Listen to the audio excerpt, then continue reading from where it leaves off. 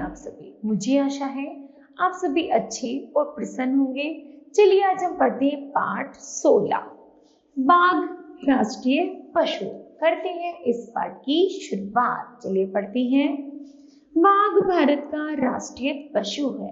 यह बिल्ली की प्रजाति का सबसे बड़ा सदस्य है। इसके शरीर की बनावट और चाल बिल्ली जैसी होती है। बिल्ली की तरह बाघ भी अंधेरे में देख सकता है। इसके पंजे गद्देदार होते हैं, इसलिए जब बाघ चलता है तो बिल्कुल भी आवाज नहीं होती। बाघ के पंजों के नाखून अत्यधिक पैनी होती हैं और दबाव पड़ने पर बाहर निकल आते हैं। बाघ के छोटे बच्चे बिल्ली के बच्चों जैसे लगते हैं। उनके शरीर पर पतली पतली धारियां होती हैं। बच्चे जैसे जैसे बड़े होते हैं धारियां बढ़ने लगती हैं। साथ ही साथ चोड़ी भी होने लगती है। तब इनका रंग भूरा, पीला या संतरी लाल हो जाता है। नर बाघ की गर्दन के पास हल्के घने बाल होते हैं, लेकिन यह बाल सिंह की अयाल या केसर जैसे नहीं होते। बाघ अधिकतर बड़ा शिकार करना पसंद करते हैं। जंगली भैंसा, जंगली सूअर और हिरन बाघ के मनपसंद शिकार है।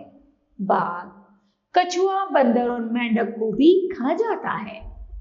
भूखा बाघ बहुत खतरनाक हो जाता है।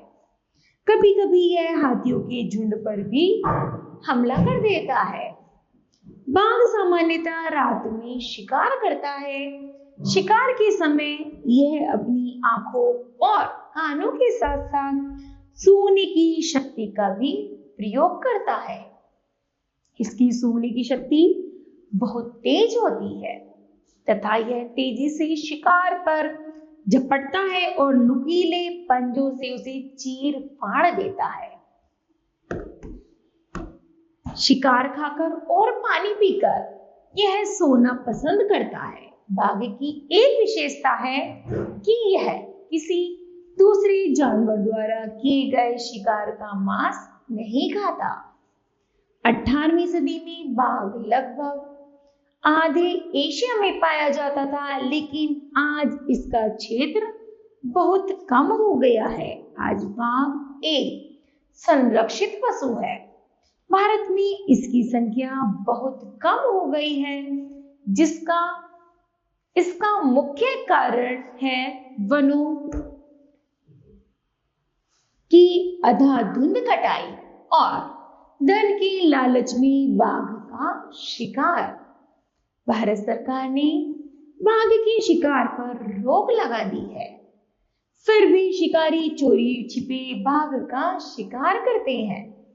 बाघों को संरक्षण देने के लिए सरकार ने बहुत से राष्ट्रीय वन क्षेत्र विकसित किए हैं, जिनमें बाघों को संरक्षण प्रदान किया जाता है। उत्तराखंड में Jim Corbett national park, Madhya Pradesh में बांधवगढ़ नेशनल पार्क, राजस्थान में रणथंभौर नेशनल पार्क आदि बाघों के संरक्षित क्षेत्र हैं। भारत का राष्ट्रीय पशु बाघ संरक्षण चाहता है।